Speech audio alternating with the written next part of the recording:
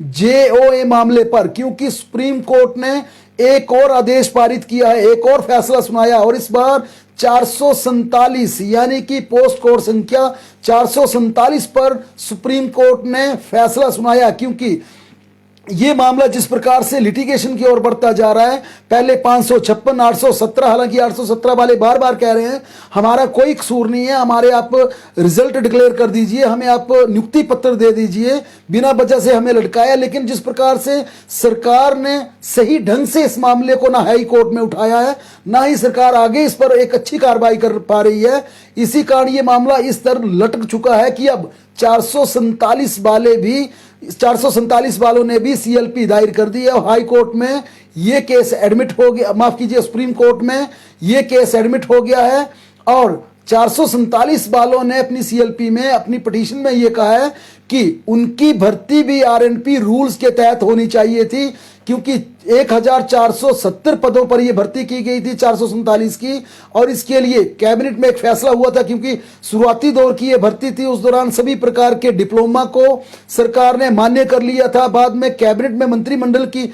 बैठक में यह निर्णय लिया गया था कि इस भर्ती के लिए जितने भी डिप्लोमा दिए गए हैं उन्हें मान्य किया जाए, उन्हें वैलिड किया जाए, उन्हें पात्र माना जाए, उन्हें लीगल माना जाए। मंत्रिमंडल के इस फैसले के बाद 470 पदों पर भर्ती हुई थी। अब इस भर्ती से बाहर हुए तमाम उन अभ्यर्थियों ने सुप्रीम कोर्ट का दरवाजा खटखटाया है और उनका कहना है कि जिस प्रकार से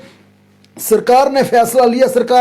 जिस प्रकार से सरकार ने उन्हें नजरअंदाज किया, सरकार ने हर तरह के डिप्लोमों को अनुमति दे दी, कैबिनेट में उस फैसले को मान्य कर दिया। और इसी तरह से जब दूसरी भर्तियों के मामले सुप्रीम कोर्ट में गए, हाई कोर्ट में गए, तो हाई कोर्ट में ये कहा था कि जिस प्रकार से आपने आरएनपी रूल्स के तहत भर्ती की है, भर्ती उसी प्रकार से होनी चाहिए। अब इसी को आधार मानते हुए 447 में भर्ती प्रक्रिया से बाहर हुए कैंडिडेट्स सुप्रीम कोर्ट पहुंचे और सुप्रीम कोर्ट ने इस पर बाकायदा नोटिस जारी किया हिमाचल प्रदेश की सरकार को, और कहा गया है कि इसमें 810 जो रिस्पोंडेंट हैं उन्हें बाकायदा उस पूरी भर्ती प्रक्रिया का, उस पूरे फैसले का डिटेल में उन्हें इसकी जानकारी दी जाए। यानी कि अब सरकार की मुसीबतें धीरे धीरे जेओए मामले में बढ़ती जा रही हैं, संकट उनके लिए बनता जा रहा है। ये तीनों ही भर्तियां इस समय लिटिगेशन में जा चुकी हैं, अदालत में जा चुकी हैं। पहले से ही 817 वाले बार बार सरकार पर दबाव बना रहे थे कि उनकी भर्तियां घोषित कर दी जाए, लेकिन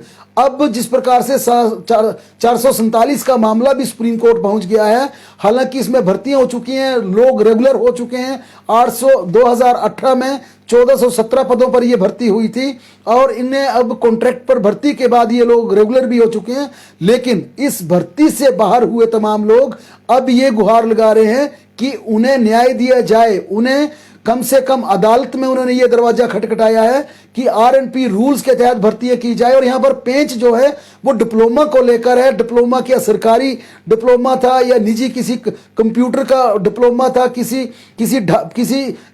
प्राइवेट डिप्लोमा वाला लिया गया, इनकी कई प्रकार की इसमें बातें कही गई हैं। और साफ तौर पर यह कहा गया कि डिप्लोमा वही मान्य किया जाए जिस डिप्लोमे को एक सरकारी सिस्टम से जारी किया गया है।